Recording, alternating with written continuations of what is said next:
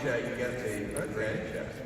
There's a lot of people. Hello, everybody. Hello. Welcome to week 2 of the Salesforce conference. Thank you for staying, because I know there's alcoholic beverages being lined up for you, so I appreciate you all being here. We might start to see people leaving out the exits about 4:45. And there's some kids here as well. Hi, kids. Remember not to say any rude words. We were actually told that in the briefing earlier, so I think we mostly trust it. Okay.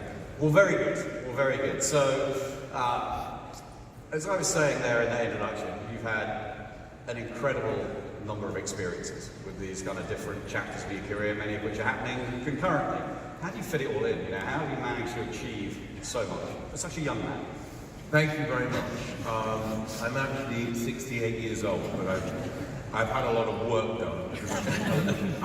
Well, look, I've never thought I'm the best at anything, be it doing comedy, be it swimming, be it writing children's books, but I just work hard.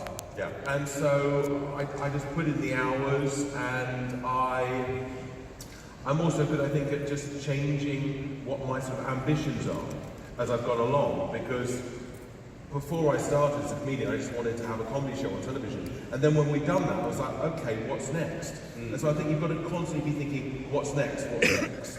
And I've been very lucky, because I've had some success in my life, and so I feel very, very blessed. But behind it all, I think it's just hard work, which is a boring answer, I know, Paul, because I wish there was a magic wand, but I think at the end of the day, you know, things like writing books, it's not done by pixies and elves, it's done by me. And if you saw me writing them, you saw me in tears at 3 a.m, crying over my laptop, trying desperately to get it done. Hoping the pixies and elves would show up. Yeah, you'd be thinking, that doesn't look like fun. That's not always fun. It's fun when you're finished, and it's fun when people are reading the books and getting something out of them, but sometimes it's hard work. But I'm very lucky to do jobs that I love. Yeah.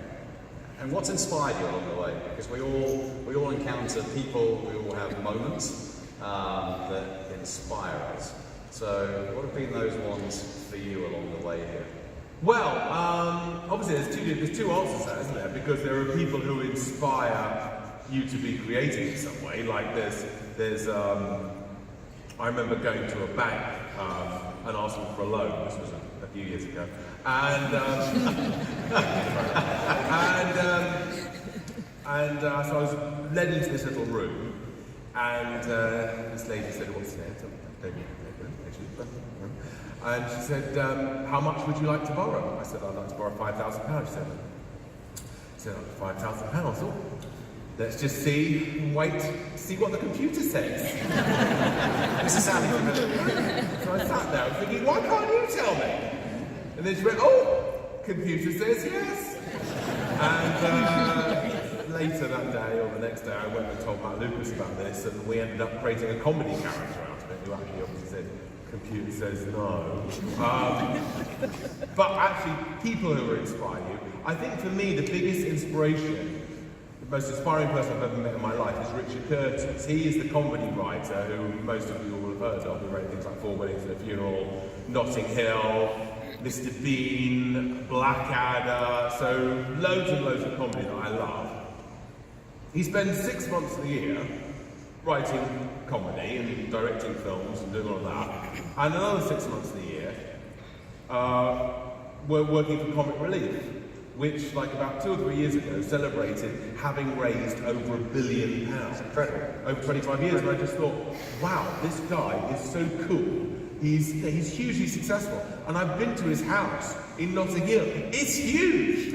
He's got a pool. I mean, it's amazing. So it's like he enjoys his life. Yeah. He's a very successful person, but he's also got this amazing balance where he wants to spend a lot of time doing good, and he's very well informed as well. So he's got very clear aims. Like, for example, he wants to put an end to malaria in Africa. Kills millions and millions of people. It's easily, you could easily stop it if you had the infrastructure to hand out mosquito nets and to give people inoculations. So he's got all the information. He knows how things like that can be done, and he's going about doing it. So he's a very inspiring person. And nearly as inspiring as you, Paul. wow.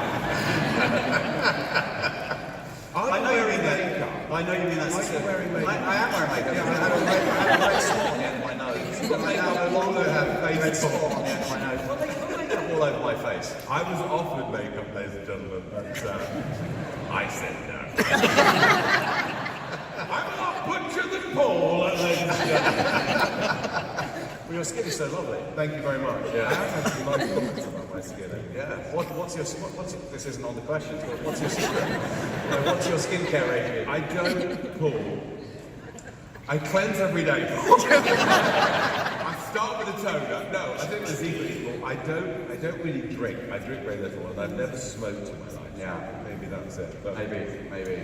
I still look like a bag of spanners. I mean, the skin's okay. It's just what it's covering. Yeah, you don't It's make not it, you right. don't make it face. Don't worry, they can't see it from out there until you attention to it. But anyway, so we're going to return to this theme of doing well and doing good, probably throughout this conversation. But I think we're actually going to watch a video now of a fairly challenging minute. Well, no, Of me! not the 10 hours before this weren't challenging, instead of a fairly challenging 1 minute and 2 seconds of your life. Yes. So can we just watch the video of David just finishing his... I keep on looking around and just seeing me, but it's going to come on in a minute. There are no beaches, so David must try to clamber onto the rocks and get his whole body out of the water to officially complete the swim.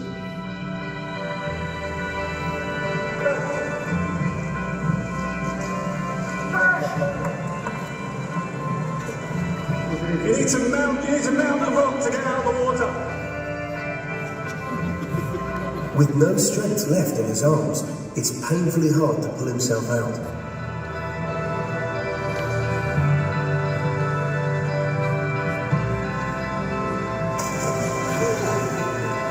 Get out of the water.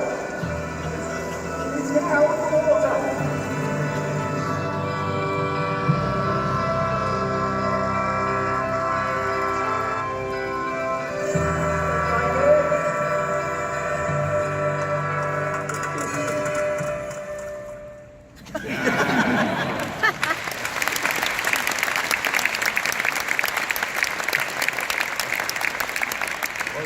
Fine figure of a man there. Absolutely. I actually had to bulk up. That's the thing. I trained for about a year to swim the channel. It was like 22 miles or something. So I trained for a year.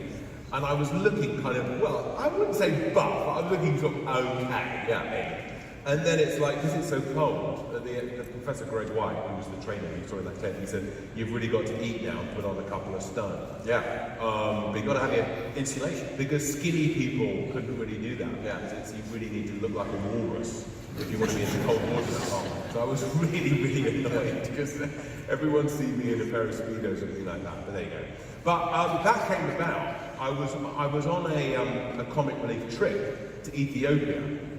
And obviously you see all this incredible suffering, you see all the good that charity does, and the head of the charity said to me, oh, is there anything, David, you've ever fancied doing sporting wise? And I said, well, I've always fancied swimming the channel. He went, you can do it next year for Sport Relief. I was like, what? Have I just agreed to that? And I thought You ever fancy swimming the channel? Was that one of those crazy thoughts that just bubbles up? I'm not sporty in any way, but I do like swimming. Okay. And so, like a hippopotamus, you know, I'm good in water. And anyway, we got back to London. I thought he'd forget about it, and then he'd set up a meeting with the head of the Channel Swimming Association. And then he said, we've got to send you off to have some tests on your heart to see if you can actually go through with this. And I was praying there would be something wrong with me. Yeah, that I wouldn't be able to do it, but there wasn't. So I had to go through with it. But I think it's one of those things, if you're doing something for other people, you try a bit harder. I mean, I was already well known at that point for Little Britain, and I wasn't in my mindset particularly to be famous as a swimmer, but because I was doing it to help others, it just gives you that push, because it means you don't want to let those people down. And you raised £1 million for that swim. I did, which was lovely. And I'll tell you one nice thing.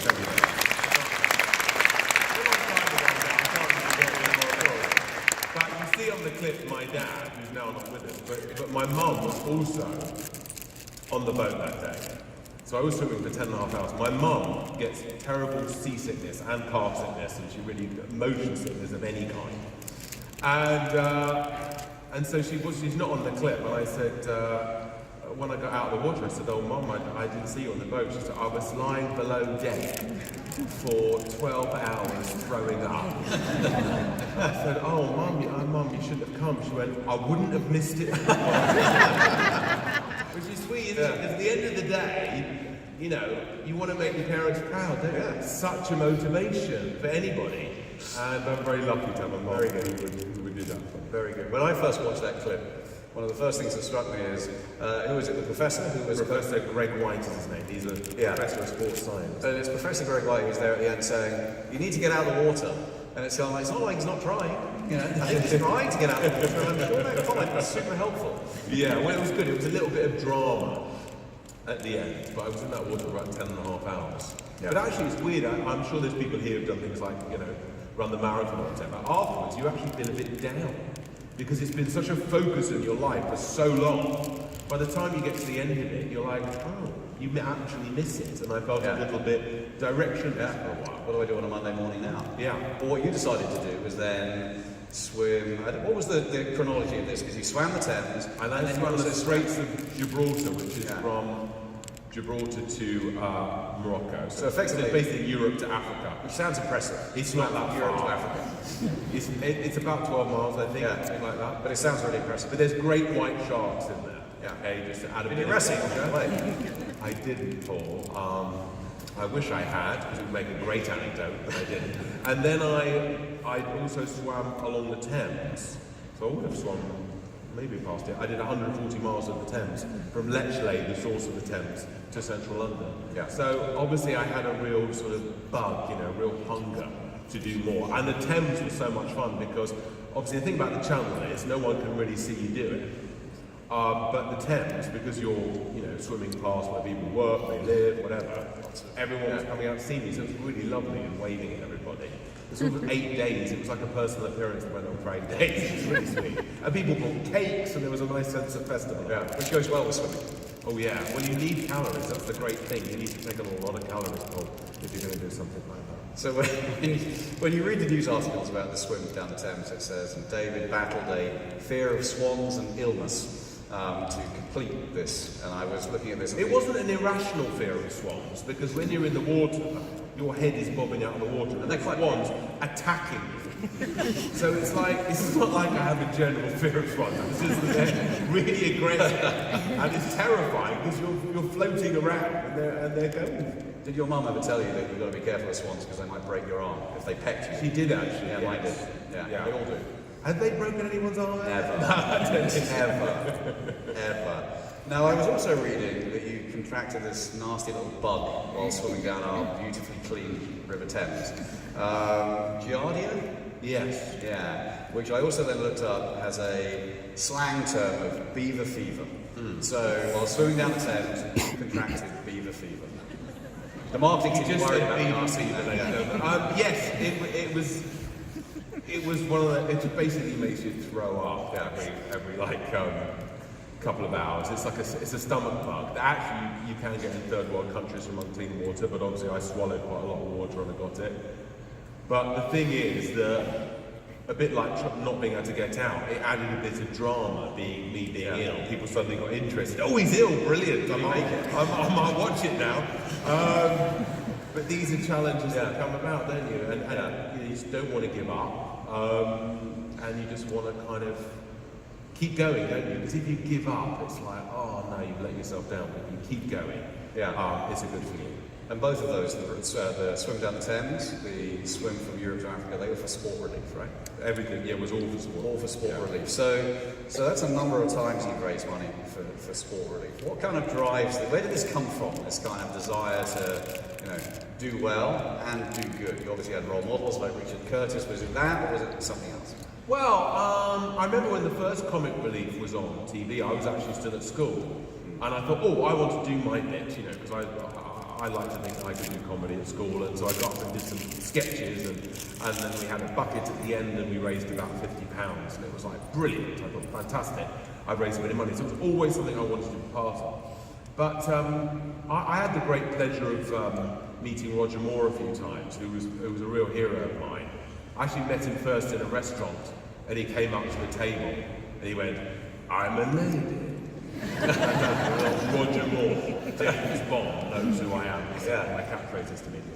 And he had this great, he always used to do this speech when he'd do Q&A, and he said, "You're given two hands, one to help yourself and one to help others."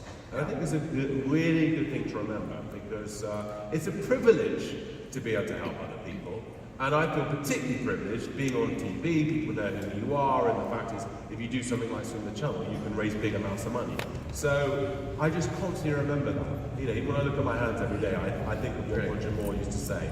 Because he was he was like a patron of UNICEF. So when he stopped being a film star, he went around the world helping people, and obviously everyone responded to him because it's like James Bond. And so he used his fame for something good, and so it's something always I try and remember. And do you have to keep it conscious? Because we can all get swept up in career and doing things, and everyone can start out with the best intentions, but then before you know it, 6 months have passed, 12 months have passed, you haven't necessarily done something with the other hand. How do you keep it conscious? Well, I think there's always a good feeling when you do some good, however, whatever it is, isn't it? If you put a pound in someone collecting some money, you feel good about it. I go to schools around the country, especially when I find myself in places I wouldn't normally be, when we're doing Britain's Got Talent auditions. Simon Cowell doesn't like to get out of bed until 4 o'clock in the afternoon.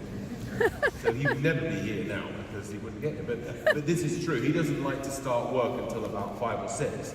So I've got most of the day to go and do other things. We'll be in Birmingham, Manchester, Glasgow, whatever, and I find schools, disadvantaged schools, I try and find, It's an awful thing to say, can you find me a really good disadvantaged school? But I feel like I want to find a school where they don't have a lot of treats, And then I go to these schools and I get the publishers involved so we can give out books to all the kids, and I try and encourage kids to read. And that always gives me a better feeling, I'd say, than being a judge on Britain's Got Talent. So I think you get something out of it too, and a really nice feeling, and also hopefully you touch people's lives and you can change things a little bit for people. And you arrive for Britain's Got Talent feeling really good about yourself, but Simon is... I do. He's been in bed all day, and I've actually been shaping young minds. But he thinks I'm just doing it to sell books, which is only half true. We give out free books to the kids, and sometimes the kids they've never owned a book.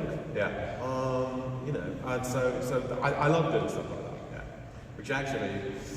You did mention Simon Cowell there, and so that's a springboard into one of the other questions that I have here, which is basically, talk to me about your love of Simon Cowell.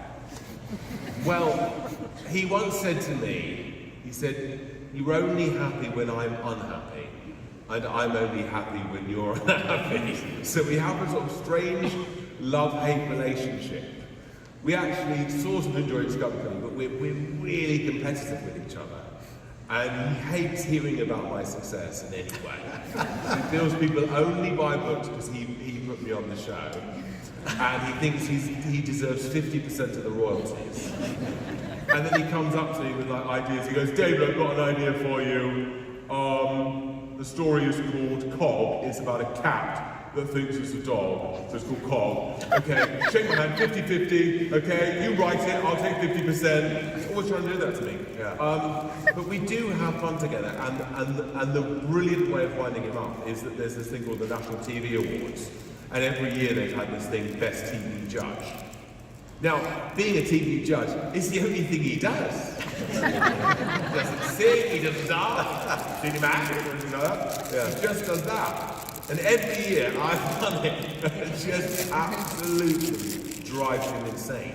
And he says he wants a full-scale kind of Mueller-style investigation into the results. So we spend a lot of time winding each other up, but we do like each other's company. How many years have they been running those best TV. It's basically a national TV award. I've won three because, okay, Yeah. so the first year they had it, I won it, and then after that it mysteriously disappeared. Yeah. Because he put pressure on ITV and said, this award has got to go. And then it crept back in again. And one year I couldn't go to the awards, and he had to pick it up on my behalf. Yeah. So it's really fun winding him up, but I think he likes it. Okay. I think he just likes attention.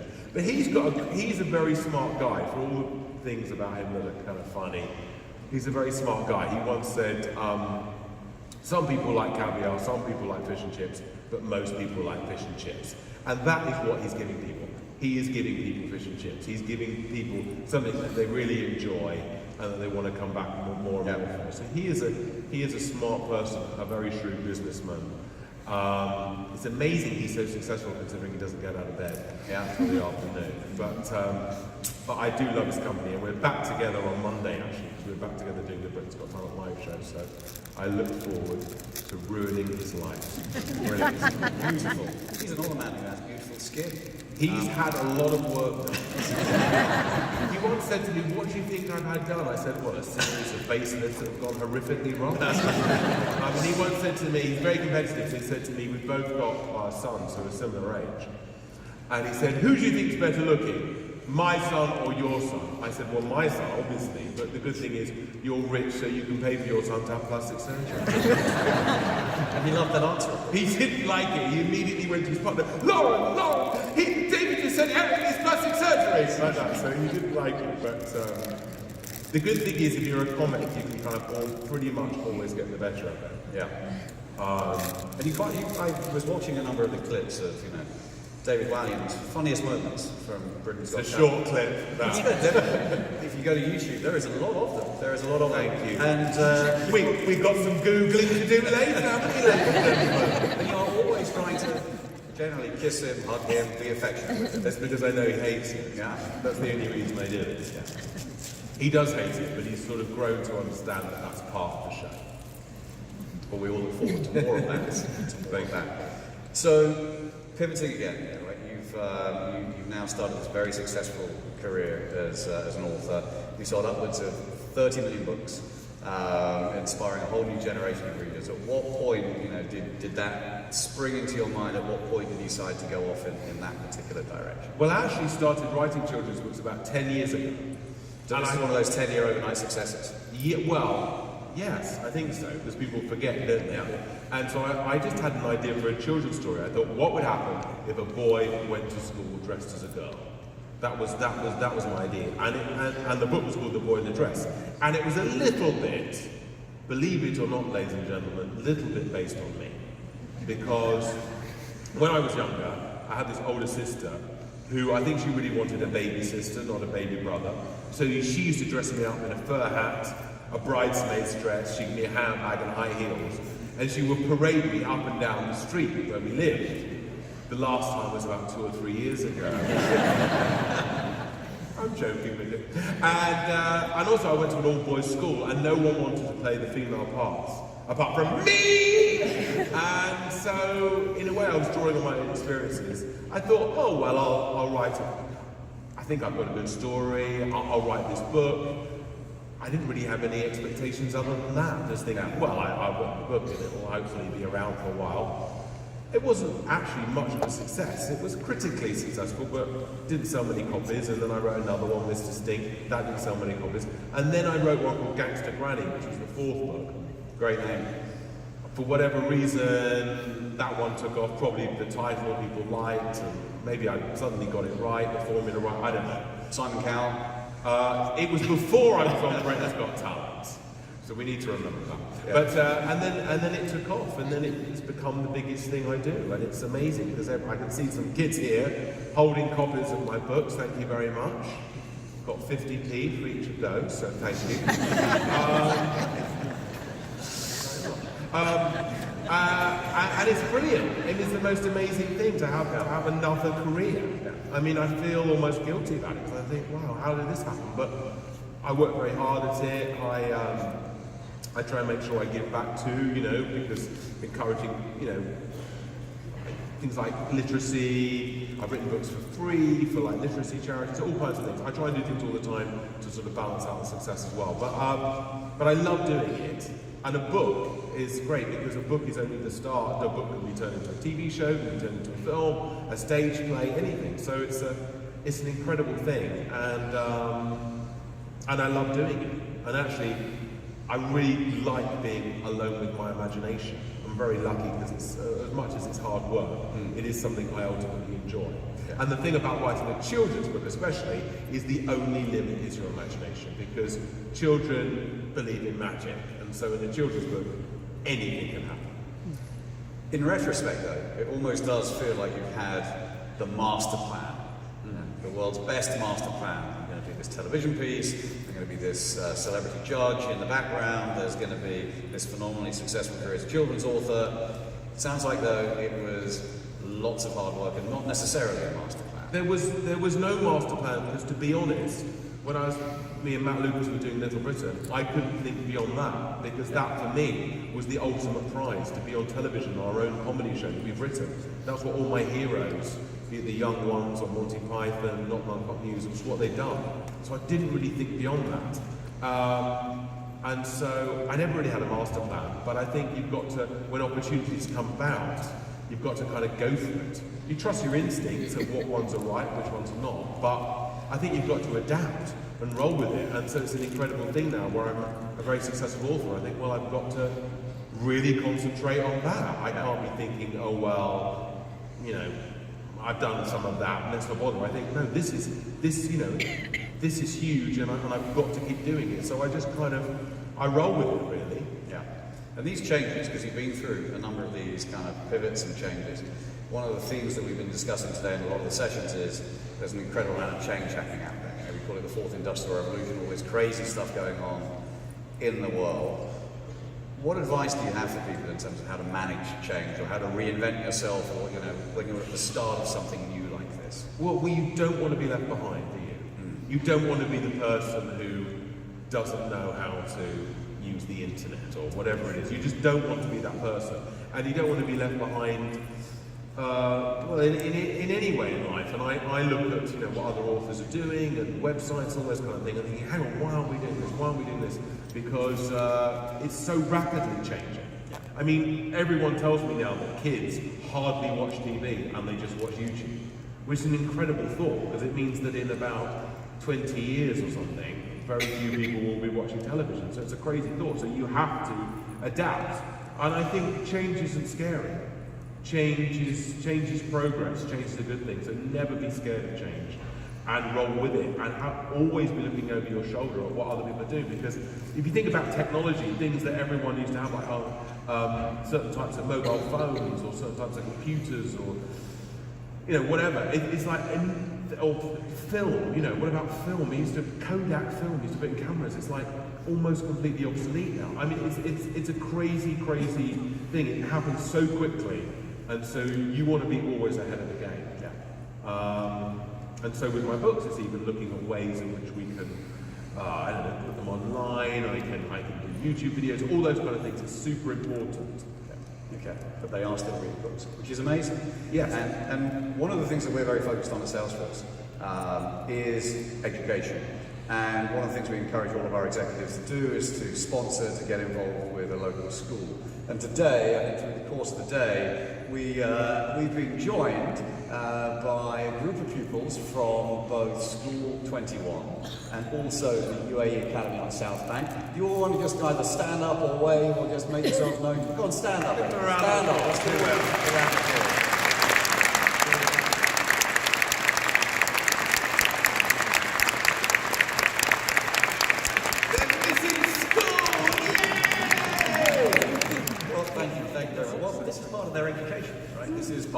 You've been involved in, I'm just justifying why they're missing school. You've been involved in lots of hands-on workshop sessions and things like that, I hope, today.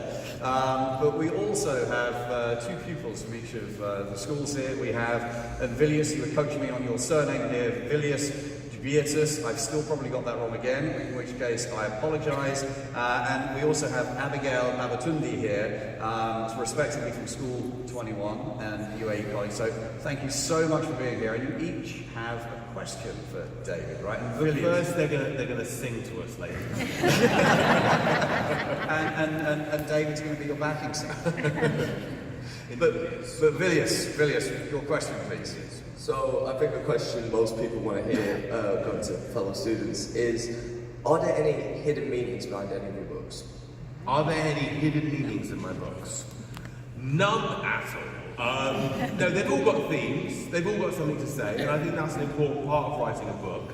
Is at the end of the day, you've got to have something to say. The Boy in the Dress was all about celebrating difference.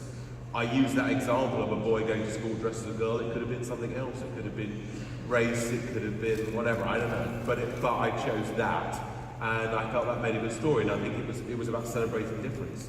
Mr. Stink is a story about a girl who befriends an old tramp, and for me, that's about how you treat people less fortunate than yourself. So there's always meanings. I don't know if they're too hidden, but they're in there, and I think it's really important to have something to say, because otherwise, I think, why are you doing it? You know, there being a point to it. What do you want to do when you're older?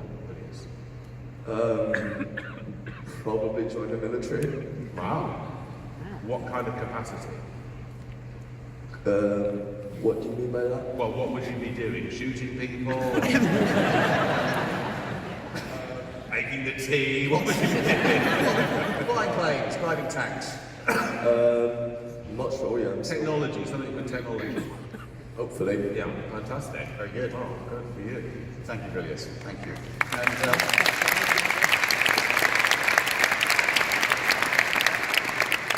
And we will reread the books now. We will look for any hidden meaning we think we can piece together there. So, Abigail, please, your question for David. What life advice would you give to pupils doing their exams now or to your younger self? Well, I would say work very hard, because what you do now, it does have repercussions for the rest of your life. I know that's not probably the right answer, because you're probably scared you've got exams. Don't be scared of them. They're a test of what you know, not of what you don't know. But if you do well in your exams and you get to have many more opportunities in life. I was lucky enough, I went to a university that had other really talented, they had talented people in there, a few of them. Other really talented people. I had talented people, unlike me. And I learned from them, and they ended up being my friends and people I work with, all those kind of things. So I think it's although it's a chore, you've just got to get through these years of education, and then the world hopefully is yours, and that's what it really gives you. But I'm lucky enough to have this job, things that I really enjoy. And so I think that is super important too. And at the end of the day, there are people like Simon Cowell who didn't do well at school. I don't think he's got what was called then an O-level, that's what GCSE now. I don't think he even has an O-level. And he's now a multi-millionaire. So, it's important, but if it doesn't work out for you in some way, you may have skills in other ways. But I would say, if you were my child, I'd be saying, work super hard, and then you've got all the opportunities out there. And Abigail, what do you want to do when you grow up? Be a lawyer. Be a lawyer. Awesome. You've got a lot of lawyers in the room, actually. Presenting Paul in court. Thank you. Anyway, Villius, Abigail, thank you so much for being here.